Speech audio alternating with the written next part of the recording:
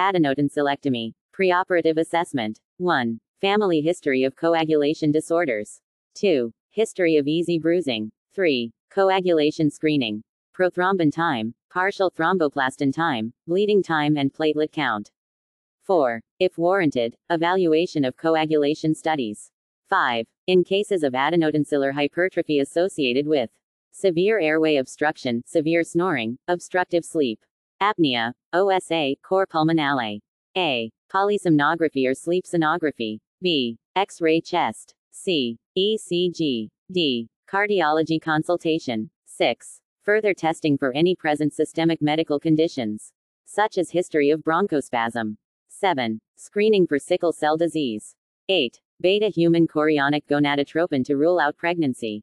9. Angiography to rule out medially placed carotid artery in velocardiofacial syndrome. Indications for tonsillectomy. Recurrent infections and upper airway obstruction are the most common indications for tonsillectomy. Absolute, chronic or recurrent tonsillitis.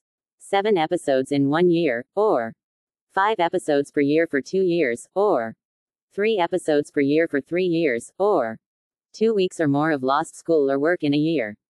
Paratonsillar abscess. In children after 4 to 6 weeks, in adults after second attack. Tonsillitis causing febrile convulsions. Cardiac valvular disease associated with recurrent streptococcal tonsillitis. Hypertrophy of tonsils causing excessive snoring or sleep disturbances. Obstructive sleep apnea. Cor pulmonale. Dysphagia. Interfere with speech. Suspicion of malignancy. Asymmetric tonsillar hypertrophy. A unilateral tonsil enlargement in children can be due to lymphoma, while in adults epidermoid carcinoma may be the cause. An excisional biopsy is indicated in these conditions. Relative. Diphtheria carriers, who do not respond to antibiotics. Streptococcal carriers, who may be the source of infection. 2 others. Chronic tonsillitis with bad taste or halitosis. Recurrent sore throats or upper respiratory infections. URIL. Recurrent streptococcal tonsillitis in a patient with valvular heart disease. Tender cervical adenitis. Difficulty in eating. Tonsillolithiasis. Orofacial and dental abnormalities. Failure to thrive. Enuresis. Obstructive tonsils and infectious mononucleosis not responding to medical therapy. Part of other operations. Polytophary angoplasty for OSA syndrome. Glossopharyngeal neurectomy. CNX is severed in the bed of tonsil. Removal of styloid process. Indetertions for adenoidectomy. Adenoidectomy may be done alone or in combination with tonsillectomy. Adenoids are usually removed first and the nasopharynx is packed. Adenoidectomy prevents recurrence of dental abnormalities after orthodontic treatment. Adenoid hypertrophy causing excessive snoring, mouth breathing, OSA syndrome or sleep disturbances. Cor pulmonale. Failure to thrive. Enuresis. Dysphagia. Speech abnormalities such as rhinolalia clausa. Craniofacial growth abnormalities. Purulent adenoiditis. Recurrent rhinosinusitis. Middle ear infections. Chronic secretory otitis media. Chronic recurrent acute otitis media. Benign CSOM with recurrent ear discharge. Dental malocclusion. The common indications of adenoidectomy include nasal obstruction due to adenoidal hyperplasia, recurrent otitis media, and otitis media with effusion in children. Conter-Rindy-T-Ursins. Anemia. Hemoglobin less than 10 grams %. Acute upper respiratory tract infection or acute tonsillitis. Overt or submucous cleft palate. Conservative adenoidectomy. Leaving the lower portion of adenoidal pad intact. Prevents belopharyngeal insufficiency. Bleeding disorders such as leukemia, purpura, aplastic anemia, hemophilia, epidemic of polio, uncontrolled systemic disease such as diabetes, cardiac disease, hypertension or asthma. During the period of menses in females. Children under 3 years are at more surgical risks. Surgical techniques. Guillotine method. It may be done in mobile tonsil without any fibrosis. Fibrosis of the tonsillar bed occurs due to repeated infections. This technique has been abandoned. Currently, it is not used but gave good results in the expert hands. Dissection and snare method, with sharp instrumentation. More operative bleeding but less postoperative pain. Electrocautery, but more postoperative pain. Bovie and bipolar, less operative bleeding. Laser. CO2 or KTP laser surgery. Cryosurgery. Tonsil is frozen with 2 applications of cryoprobe for 3 to 4 minutes each time and then allowed to thaw. Tonsils undergo necrosis and then fall off and leave a granulating surface. Bleeding is less because of the thrombosis of vessels. Newer technologies. The newer methods are being employed to perform tonsillectomy and include harmonic scalpel. Ultrasonic technology cuts and coagulates tissues. Tonsillectomies have been done but cannot be used for adenoidectomy. Each blade used for operation increases the cost. Coblation. This technology utilizes the radio frequency bipolar electrical current. It claims effective dissection with less postoperative pain from thermal injury. It has been used for completion of tonsillectomy, adenoidectomy for small adenoid pads and not for large obstructive adenoids L, and intracapsular tonsillectomy, tonsillotomy, in which tonsil is debulked L. Tonsillotomy leaves behind small amount of tonsil tissue covering the constrictor muscle. Powered instrumentation. Microdebrider shaver allows precise, rapid and safe removal of tissue. It can be used for adenoidectomy and tonsillotomy, intracapsular tonsillectomy L. Preoperative measures. No solid food by mouth for 8 hours. Clear liquids may be allowed for 3 hours before surgery. Sedation with midazolam hydrochloride, 0.5-1 mg kgl 30 minutes before surgery. Intravenous antibiotics such as ampicillin 20 mg per kilogram up to 1 gram. Intraoperative dexamethasone, 0.5 mg kgl especially in OSA and children younger than 3 years. Anesthesia. The operation is usually done under general anesthesia with endotracheal intubation. In cooperative adults, it may be done under local anesthesia. Position. Rose's position Fig. 1L. Supine position with extended head. Place a pillow under the shoulders L. A rubber ring under the head stabilizes head and prevents its hyperextension. Surgi-TRL instruments. See the chapter Instruments. Operative steps. When both the tonsils and adenoids are removed in one sitting. Adenoids are removed first. Depending upon the indication, either tonsils or adenoids may be removed alone. Adenoidectomy. Opening of mouth.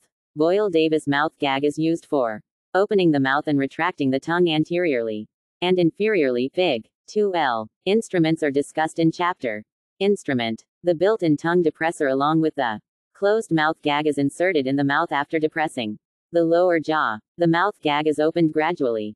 It is suspended from Draffin's bipods and extends the neck and head. The 2 pods are assembled together as per the height at which the tongue blade of the Boyle-Davis mouth gag is suspended. The lower ends of the pods are placed in one of the several depressions of the Magorran's plate.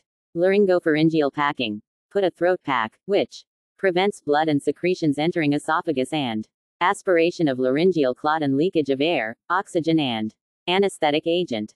Examination. Nasopharynx and adenoids are examined after retracting the soft palate with curved end of the tongue. Depressor. Tonsil dissector and anterior pillar retractor can also be used in retracting the soft palate and uvula. Digital palpation. It helps in the following. Assesses adenoid size. Pushes the lateral adenoid masses towards the midline. Assesses evidence of submucous cleft palate and abnormal vessels. Adenoid curette. Street. Claire Thompson's curette with guard. Shaves off the adenoid mass and holds it and prevents from slipping. Introduce a proper size of adenoid curette with guard into nasopharynx and feel the posterior border of nasal septum. Press the adenoid curette backward and engage the adenoids. The LaForce adenotome may also be used instead of adenoid curette. Shave the adenoids with gentle sweeping movement of adenoid curette. Caution. Flexion of head at this stage will avoid injury to the odontoid process. Remove the lateral adenoid masses with smaller curettes. Remove the remaining small tags of adenoids with punch forceps. Smaller plain adenoid curette, Luke. Forceps or conchotome. Hemostasis. Achieve the hemostasis with packing. Persistent. Bleeders may be electrocoagulated under direct vision. Very occasionally, postnasal pack is required for refractory cases of bleeding. Adenoidectomy. It should be modified or avoided in cases of submucous cleft palate. Tonsillectomy dissection and snare method. Opening of mouth. Boyle-Davis mouth gag is introduced and held in position with Draffin's bipods. See adenoidectomy. Section. Laryngopharyngeal packing. Put a throat pack, which prevents blood and secretions entering esophagus and aspiration of laryngeal clot and leakage of air, oxygen and Anesthetic agent. Tonsil holding. Tonsil is grasped and pulled medially with tonsil holding forceps, Alice clamp, tenaculum, or Dennis Brown L. Figs 3A and BL. Luke forceps may also be used for this purpose. Incision. The mucous membrane where it reflects from the tonsil to anterior pillar is incised either with sharp instrument or electrocautery. Tonsil dissection forceps with teeth wassail can also be used for putting incision in the mucous membrane and dissection of tonsil. The incision is extended along the upper pole between the tonsil and posterior pillar. Electrocautery must not touch metal instruments such as mouth gag and Yankauer suction.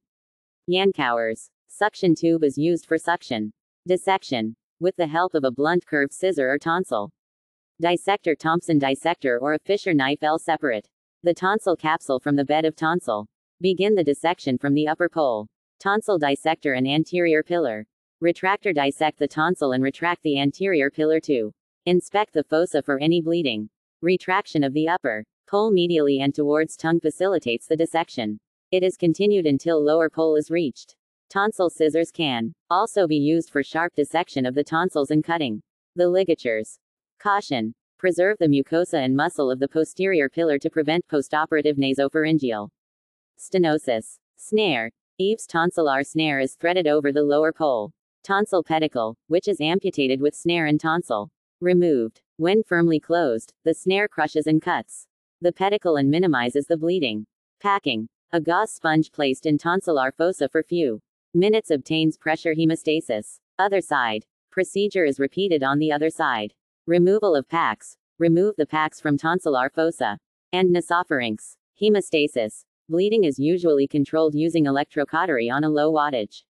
Large bleeders may be clamped and ligated with the help of tonsillar artery forceps.